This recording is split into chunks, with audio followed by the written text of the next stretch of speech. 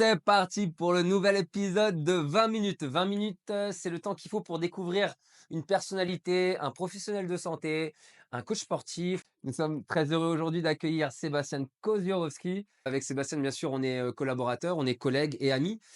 Sébastien, tu peux me dire un petit peu quelle spécialité tu as fait jusqu'à maintenant? Alors, tout de suite après le diplôme, j'ai enchaîné avec un an de thérapie manuelle au sein de l'ITMP. Après, j'ai fait un an de spécialisation en kinésithérapie du sport chez Kinésport Expert. J'ai passé un diplôme de thérapie manuelle orthopédique australienne et j'avais commencé un cursus long de thérapie manuelle orthopédique canadienne, mais que j'ai pas terminé. Et j'ai fait quelques petites formations comme un certificat de dry needling et un certificat de neurodynamique. Et donc, vous l'aurez bien compris, Sébastien, c'est un scientifique. Il aime beaucoup, tout ce qui est, approfondi et il aime beaucoup aussi la kinésithérapie du sport. Tu soignes la plupart du temps au cabinet, tu as quoi comme type de comme public, on va dire? Alors, moi, j'ai essayé d'orienter ma patientèle vers du musculo-squelettique et principalement du membre inférieur. Actuellement, je fais, on va dire, 80% de membre inférieur et 20% autres, mais c'est uniquement du dos et de l'épaule. Je prends plus en charge les mains et les coudes. Et j'ai une patientèle orientée sport. Je fais pas mal de foot, pas mal de crossfit, pas mal de course à pied et un petit peu d'haltérophilie et on va dire une patientèle générale de cabinet de ville. Sébastien, pour la petite information, il a intervenu avec moi sur, l'équipe de France d'haltérophilie à plusieurs reprises et même sur l'équipe canadienne où il a eu entre les mains, plusieurs champions, championnes. Donc, il connaît bien l'haltérophilie, lui-même en pratique. Donc ça, c'est, quand même un gros atout que depuis peu, tu as entamé un master donc en ingénierie et biomécanique à l'École nationale supérieure des arts et métiers. En fait, c'est une petite unité de praticiens. C'est majoritairement des chirurgiens orthopédistes et des neurochirurgiens qui font ça. Il y a 2 kinés, dont moi, qui font ça cette année.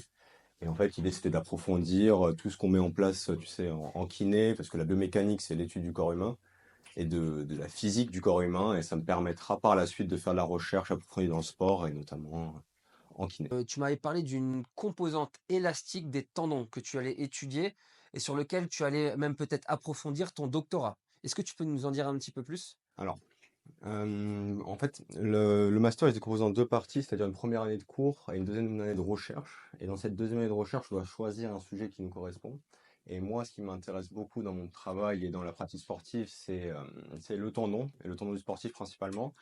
Et en ce moment, je suis en train de voir avec mon directeur de stage pour voir ce que je vais faire, mais ça va sûrement être sur une étude à l'élastographie des tendons et des muscles ischio-jambiers sur les changements de direction dans le rugby de haut niveau. Donc ça serait une grosse étude, ça va être une très grosse étude, une très bonne étude, ça va être, tu aimerais faire ça sur quel, groupe sportif? Enfin sur quelle équipe? Est-ce que tu as déjà une target, en tête ou pas vraiment? Ça va pas dépendre de moi parce que mettre en place ce genre d'études, ça demande des moyens et des autorisations que je peux pas avoir en tant que libéral. Du coup, je me fie plutôt à mon superviseur. Et en l'occurrence, là, il est en train de parler soit du Racing, soit du Stade Français, mais pour l'instant, rien n'est sûr. Mais en tout cas, ça sera dans le rugby probablement. Est-ce que tu pourrais nous parler un petit peu, s'il te plaît, des outils de mesure que tu as l'habitude, d'utiliser au cabinet et aussi peut-être autres quand tu travailles avec des équipes sportives ou avec des autres champions, des autres athlètes? Alors, ici, au cabinet AKSS, on a la chance d'avoir énormément d'outils. Là, dernièrement, on a eu l'acquisition de 2 dynamomètres portables, d'un EMG, de plateformes de force. Et du coup, actuellement, j'utilise principalement l'EMG et les plateformes de force dans ma pratique. Un EMG, c'est un électromyogramme. Alors, c'est pas exactement comme on a l'habitude de le voir dans les recherches ou dans la médecine traditionnelle. C'est une sorte de petit boîtier qu'on vient plaquer contre un muscle. Donc, ce muscle est obligatoirement superficiel, donc on peut pas faire l'étude de tous les muscles. Et en fait, ce petit boîtier qui est relié à une application au téléphone va nous permettre de calculer le niveau d'activation du muscle sur un exercice. De manière concrète, dans une rééducation, à quoi ça nous servirait? Par exemple, sur une épaule qui aurait été opérée ou sur une épaule douloureuse. Qu'est-ce que toi, en tant que spécialiste, tu irais chercher exactement? Alors là, je vais m'adresser plutôt à un public qui est kiné, c'est-à-dire que on a souvent du mal à faire comprendre un exercice à nos patients. Et on va dire, par exemple, pour une coiffe, des rotateurs, sur une tendinopathie d'épaule, par exemple, Souvent, on donne des exercices de rotation externe, de rotation interne, et souvent le patient il a du mal à le réaliser parce qu'il va avoir des compensations qui sont mises en place dues à la douleur qu'il a développée avec le temps. Et en fait, cet EMG, on va le passer par exemple sur l'infraépineux, qui est un muscle de la coiffe sur le niveau postérieur, L'infraépineux fait de la rotation donc qui fait de la externe, c'est ça? rotation Ok. externe. Et en fait, sur un écran, le patient il va pouvoir voir le degré d'activation qu'il met. Donc s'il est à 1 ou 2 millivolts, on sait très bien qu'il n'arrive pas à le recruter et que du coup, il est en train de compenser. Mais par contre, on peut le mettre sur un écran, on peut lui montrer le geste, et là, il va avoir une belle contraction. Et en fait, on va pouvoir l'autonomiser et lui montrer lui-même comment activer son muscle de manière correcte. Ok, donc c'est un bon outil. C'est récent comme technologie ou pas? De ce que je sais, je connais pas les dates exactes, mais c'était mis sur le marché depuis 3 4 mois avec la marque avec laquelle on travaille. Et tu as aussi, parlé donc de plateforme de force. Plateforme de force qu'on entend de plus en plus parler. Enfin, moi, je vois l'émergence des plateformes de force chez les préparateurs physiques, mais aussi chez les kinés. Alors, est-ce que tu peux m'en dire un peu plus? Parce que moi, je sais que tu l'utilises beaucoup la plateforme de force et ça m'intéresse énormément. Les plateformes, c'est 2 plateformes qu'on va mettre au sol, qui vont calculer la force exercée, sur n'importe quel mouvement. C'est-à-dire qu'on a l'habitude de le voir sur du saut, mais ça peut être sur des testings d'épaule, ça peut être sur des testings, on va dire analytiques de certains muscles. Et en fait, ces plateformes, elles vont nous permettre, en complément de notre bilan kiné, en complément de notre suivi, d'avoir des données quantifiables sur des choses qu'on ne pourrait pas avoir accès, de manière, on va dire, simple. Comme par exemple, on va dire, ça nous permet d'avoir très rapidement un retour sur la hauteur du saut, sur les asymétries concentriques et excentriques de certains mouvements, d'avoir la puissance développée sur certains mouvements, et ça va vraiment nous permettre de faire un suivi au long terme sur des pathologies comme là, le premier qui me viendra à l'idée, ça serait sur un ligament croisé, par exemple. J'aimerais que tu me donnes quelques cas concrets pour toi. Par exemple, si je suis kiné, et que j'ai fait l'acquisition de plateformes de force, dans ma pratique, quand est-ce que je pourrais l'utiliser? Particulièrement un sportif, parce que c'est quand même Ouais, orienté sur la reprise du sport. On va prendre l'exemple d'un croisé. On va dire que si on commence à faire des petits sauts, des petites reprises de sauts vraiment occasionnelles à 3 mois, on peut déjà imaginer, par exemple, sur un suivi de croisé, faire un testing à mois 3, mois 4, mois 5, mois 6, mois 7, pour vraiment avoir un suivi quantifiable de ce qu'on réalise sur nos sportifs. Et peut-être pouvoir modifier l'entraînement ou prendre un peu plus de temps sur certains aspects qu'on n'aurait peut-être pas eu la chance d'observer, sans la plateforme. de manière un petit peu plus approfondie, est-ce que tu pourrais me donner quelques rapports intéressants? Parce que alors c'est hyper complexe. Alors une plateforme de force, j'imagine, ça te donne des tonnes de courbes que tu peux analyser et cetera. En fait, on essaie de synthétiser parce que, par exemple, sur un counter movement jump qui est un saut, les 2 mains sur les hanches, tout simple, on a plus de 400 données sur les plateformes de Ah oui, force. d'accord, quand même. Ah oui. Et en fait, si soit on est très spécialiste sur le sujet, soit on est un petit peu néophyte dessus, et ça peut tout de suite paraître exorbitant le nombre de données, et on peut tout de suite se perdre dessus. Et en fait, l'idée ici au cabinet qu'on essaie de mettre en place, c'est de réussir à faire quelque chose de fonctionnel à la fois pour les praticiens et à la fois pour les patients. C'est-à-dire de Génial. sortir 5, 6 données simples, comme la force concentrique ou la force excentrique, qu'on peut transmettre au patient et qu'on peut lui expliquer pour qu'il ait un suivi et qu'il comprenne sa rééducation. Ah d'accord, aussi aux médecins, j'imagine que Et vous notamment faites aux ça? médecins, parce que OK. ils ont énormément de qualité, ils savent plein de choses, mais pas forcément tout sur les plateformes de force. Donc le rendre lisible pour tout le monde, c'est vraiment le défi de ce genre d'outil. OK, moi je trouve que c'est hyper intéressant je pense qu'on a beaucoup à tirer de cette nouvelle technologie, qui est encore méconnue. Ça donne envie d'approfondir un petit peu plus. On va spoiler un petit peu, quelles sont les données que tu prendrais? Comme tu as dit juste avant, que tu voulais simplifier donc, pour que ça soit «lisible par tous» entre guillemets. Qu'est-ce que toi maintenant tu prendrais comme valeur? Donc décris-les et quel est l'intérêt? Quel serait l'intérêt pour les, professionnels de santé et pour le patient? L'idée, ça serait pour moi les tests principaux, donc dans mon public qui est plutôt un public CrossFit, haltérophilie, qui sont des sports avec les 2 pieds bien ancrés au sol. Moi, je partirais sur un squat jump, qui est un saut parti d'une isométrie en course interne, on va dire, ou fin de course interne.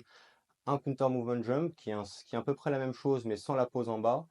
Un IMTP, un isometric Mike High Pulse, qui est en fait l'équivalent d'un soulevé de terre en statique sur le moment de force maximum. Un squat ISO, c'est-à-dire la même chose que l'IMTP, mais avec la barre dans le dos et venir contracter au maximum contre une barre en statique.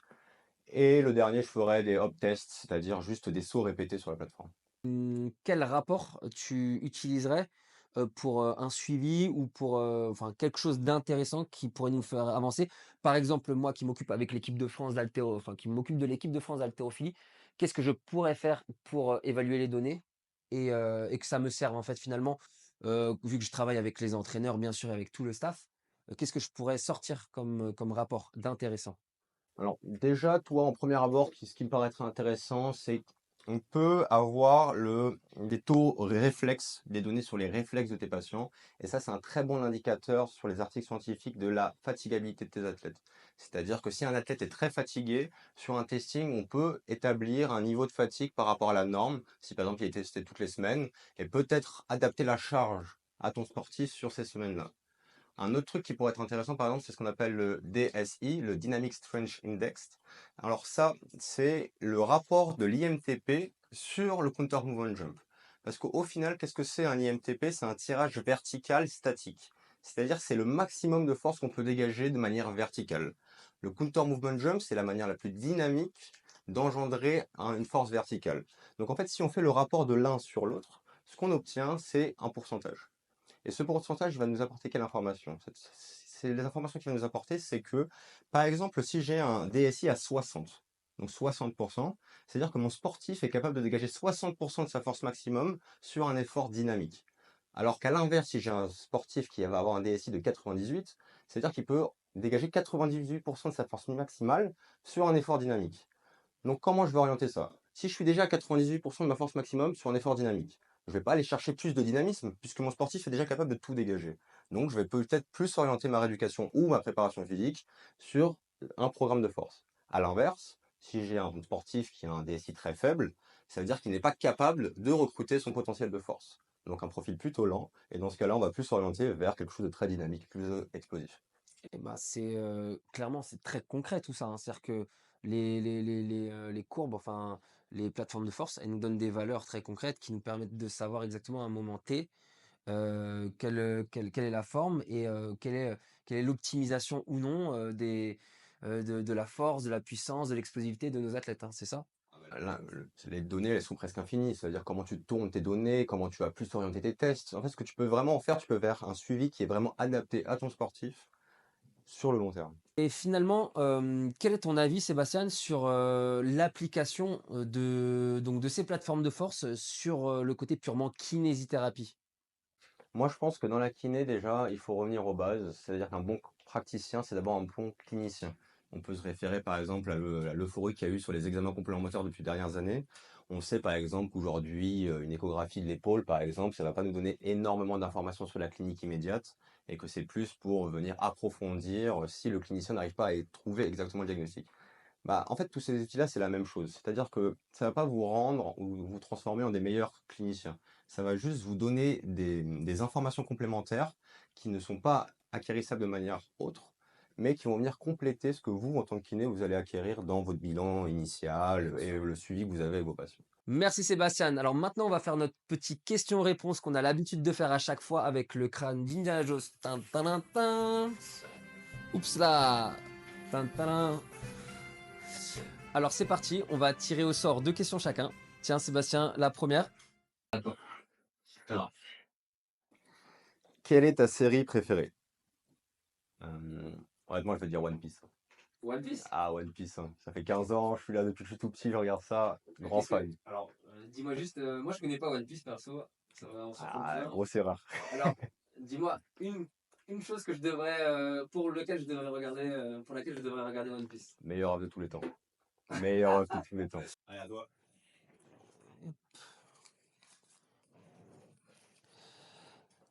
Quels sont tes projets à court terme pour 2024? Alors, mes projets là à court terme, alors déjà mon projet principal c'est l'équipe de France d'haltérophilie.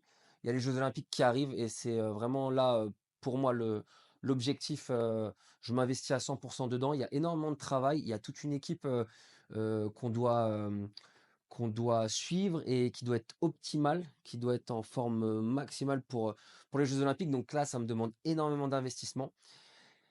À moyen long terme, j'aimerais, monter mes formations. donc de kinésithérapie du sport en rapport aussi avec ma spécialité qui sont les douleurs musculo-squelettiques. Donc j'aimerais vraiment faire monter donc ma formation spécifique, vraiment haltéro, douleur, trigger point et cetera et ça ne saurait tarder, mais il y a tellement de choses à faire. Il y a aussi le cabinet ici à KSS, dans lequel je travaille, avec une équipe, avec qui je travaille, donc il y a beaucoup de choses à voir, voilà. Allez, à toi. Alors, y a-t-il un pays que j'ai particulièrement apprécié? J'ai eu la chance de beaucoup voyager, mais je dirais le Vietnam. J'ai passé Tu eu la chance de beaucoup voyager ouais, ou de pas beaucoup voyager? de beaucoup voyager. Ah, et tu dirais le Vietnam? Ouais, je dirais le Et, Vietnam. et pourquoi le Vietnam? J'ai passé un mois là-bas avec ma copine, on a fait presque tout le pays en scooter. C'était incroyable comme voyage. On a eu la chance de dormir chez l'habitant, de déguster des plats vraiment traditionnels et de voir énormément de choses. Et c'est un pays qui est magnifique, donc je dirais certainement le Vietnam. Quel est mon dessert préféré? Ouh! Sans hésitation, le flan à la vanille. Non, pour de vrai, crème aux œufs et flan. Pouah, ça c'est vous voulez me faire plaisir? Pour la Saint-Valentin, ne m'offrez pas des roses, surtout pas des roses, mais des flans et franchement, pour le coup, là, je vais placer quelqu'un sur cette vidéo, le meilleur flan de Paris. C'est ici, regardez, ça s'affiche là. Tiding. Voilà, le meilleur flan de Paris et franchement, honnêtement, ouais, le flan, moi, c'est mon petit plaisir, du matin, du midi, du soir, enfin de tout temps, quoi. Merci beaucoup Sébastien pour cette intervention de qualité. J'espère, te revoir, bientôt, dans cette chaîne pour, d'autres informations. Allez, à la prochaine.